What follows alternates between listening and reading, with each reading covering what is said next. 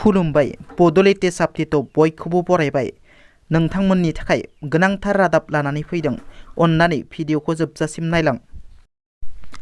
गिबि रादाबाव दङ दिनै 23 जानुवारि माग दाननि नैथि मंगलबार बाथौ धोरोमनि गोथार धोरोमारि सान एबा गोथार बाथौ सान। बाथौ धोरोमारिफोरा दिनैनि गोथार सानखौ रंगिना संगिना हाबाफारिजों फालियो। दिनै गोथार बाथौ सानजों लोब्बा लाखिनानै बाथौ धोरोमारिफोरा गावबागाव गामि ओनसोलफोराव आर'ज गाबनाय हाबाफारि बानजायनायखौ नुनो मोन्दों। मख'नो गोनांदि दिनैनि गोथार बाथौ सानखौ आसाम सरकारा सरकारि बन्द महरै फोसावो। चाइना आरो किर्गिस्तान सिमनायाव गोहोगोरा बांग्रिं मावदों। दिनै फुङाव चाइनानि जिनजियां आरो किर्गिस्तान सिमनायाव गोहोगोरा बांग्रिं मावनायजों गोबां न' बां सिलिंखार जायो। रिपर्टनि बादिब्ला बे बांग्रिं मावनायनि गोहोआ 7.2 मेगनिट्युड। बे बांग्रिं मावनायजों चाइनानि सा 6 सुबुंफोरा जखम जायो। सा 6 जखम जानायनि गेजेराव सानैया गोब्राब जखम जायो आरो गुबुन साब्रैया एसेल' जखम जायो। लोगोसे गं 120 नखरफोरा सिलिंखार जायो होनना चाइनानि रिपर्टआव फोरमायदों।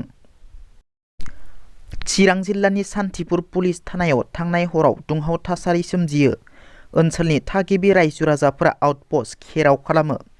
थांनाय 19 जानुवारि खालाराव रुनिकाटा हाग्रा खोन्दोनि रेन्जार प्रान्जल तालुकदार आरो बिथांनि हानजाया डिउटि खालामनाय समावनो उदालगुरि हादाननि रायजो राजाफोरजों नारा-नाथा जादोंमोन।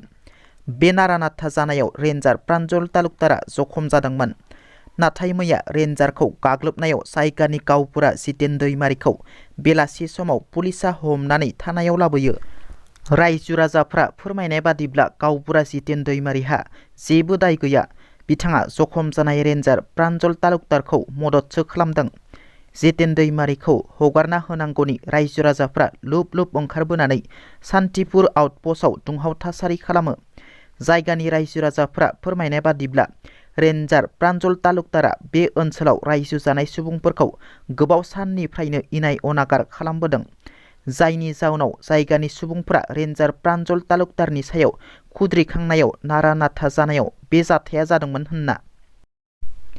मिज'रामाव म्यानमार सान्थ्रिनि बिरग्रा दिङाया गिख्रंथावै जाब्रबथाय जायो। दिनै फुङाव मिज'रामनि लेंबुइ बिरखं गाथोनाव म्यानमार सान्थ्रिनि बिरग्रा दिङाया बाख्लायफैनायावनो बे जाथाया सोमजियो। मिथिनो मोननाय बादिब्ला थांनाय सप्तायाव भारत म्यानमार सिमनाजों म्यानमारनि सान्थ्रिफोरा मिज'रामाव हाबफैफ्लांनायखौ लांनो फैदोंमोन बिरग्रा दिङाजों। लानो फैनायावनो बे जाब्रबथाया सोमजियो। बे उरां जाब्रबथायाव सा 13 क्रिउ मेम्बारनि गेजेराव सा 8 जखम जायो। बे जाथायाव रावनिबो जिउ खहा जानायनि खौरां मोननाय जायाखै। दिनैनि रादाबा एसेनोसै।